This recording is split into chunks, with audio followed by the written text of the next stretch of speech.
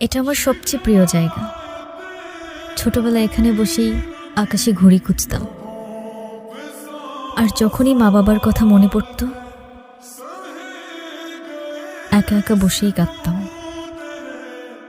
তুমি জানো পরিবার কেমন হয় আমি তো ভুলেই গিয়েছিলাম। প্রথমবারের মতো যখন তোমার বাড়িতে ঢুকলাম না, সবাইকে দেখে কেমন যেন অদ্ভুত লাগছিল। অদ্ভুত কেন? কারণ আমি কখনো কল্পনাও করিনি যে একটা বাড়ির ভেতরে ঢুকলে এমন নতুন একটা দুনিয়া খুলে যেতে পারে। তোমার মামা যতই রাগ দেখাক, আমার কেন যেন মনে হয় তোমাকে অনেক ভালোবাসেন উনি। মামি যখন নিজ হাতে প্লেটে খাবার বেড়ে দেয়, তখন মনে হয় এটাই হয়তো মায়া।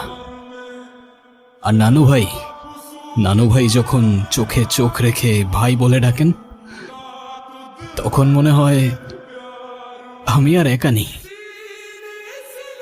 আমি তো শুধু অভিনয়ের নামে এসেছিলাম, এখন অভিনয় করতে করতে যে আমি তোমার পরিবারের মায়ায় পড়ে যাব সেটা আমি বুঝতে পারিনি।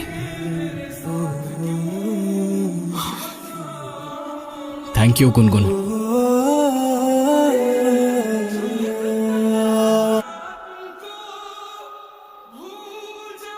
কি সমস্যা কি আপনার?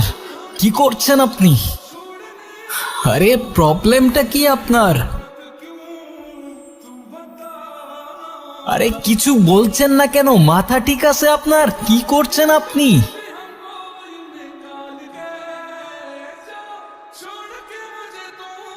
পাগল নাকি আপনি? মরতে যাচ্ছিলেন কি জন্য? নাও, একে তো এত বড় একটা বোকামি করতে যাচ্ছিলেন, তার উপরে ড্যাব ড্যাব করে তাকিয়ে আছেন।